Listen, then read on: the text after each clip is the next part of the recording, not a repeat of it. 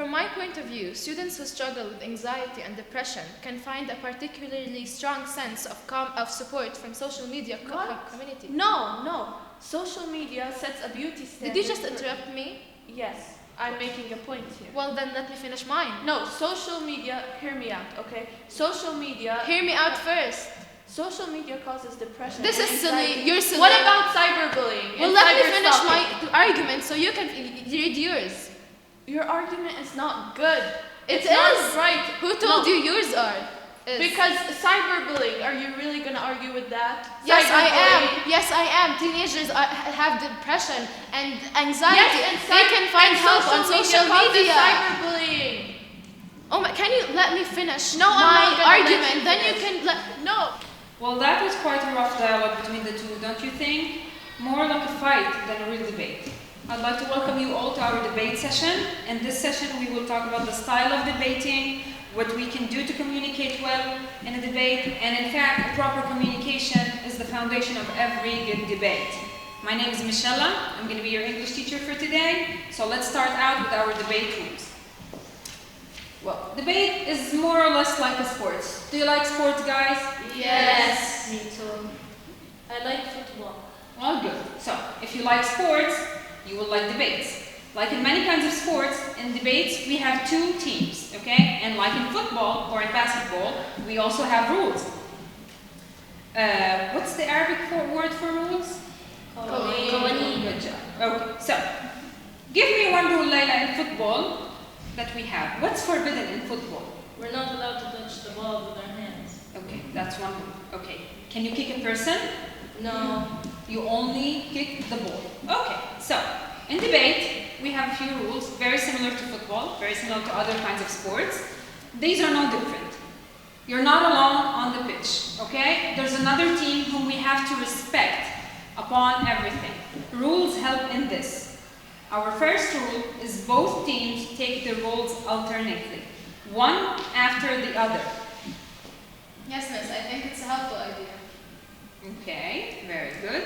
Rule number 2, no interruptions allowed whatsoever. Do not interrupt the other. Well, that was what was happening between us a few minutes ago. Exactly. Okay, so I'm glad you're getting the hang of it. This is what happened, as she said, in the small debate we had a few minutes ago. Sometimes feelings take over us when we are debating. This creates a bit of a negative atmosphere, and we don't want that, okay? Sports is about feeling good, expressing yourself in a good way, and that's what we want in our debate. Now we're moving to rule number 3, don't put others down. Yes, I didn't like how they talk to each other. I'd rather not call names. Okay, very good. I like that. And do you know what the golden rule is? Any idea of what the golden rule is? Treat the other in a way of how you yourself want to be treated by others. Tell me, how do you want to be treated? With respect. Good job. So, that's the most important thing in debating. The other part is not our enemy, it's our opponent. Okay? Keep that in mind, and let's kickstart our debate. Thank you. So the first topic of our debating session is going to be about the effects of social media on teenagers today.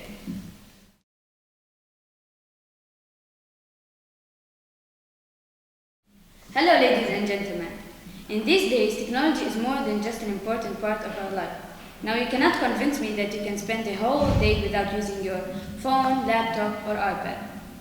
My name is Sama Ghayeb. My teammates are Lamar Jubran, Isabella Spitani and Serena Akrush. We believe that social media does have a positive effect on students. Dear future changers, in this day and age, it is social media that makes the world go round. What is a normal student day without Instagram, Facebook or Snapchat? And honestly, how many times do we tend to refresh our feeds and inbox in order to not miss a single notification?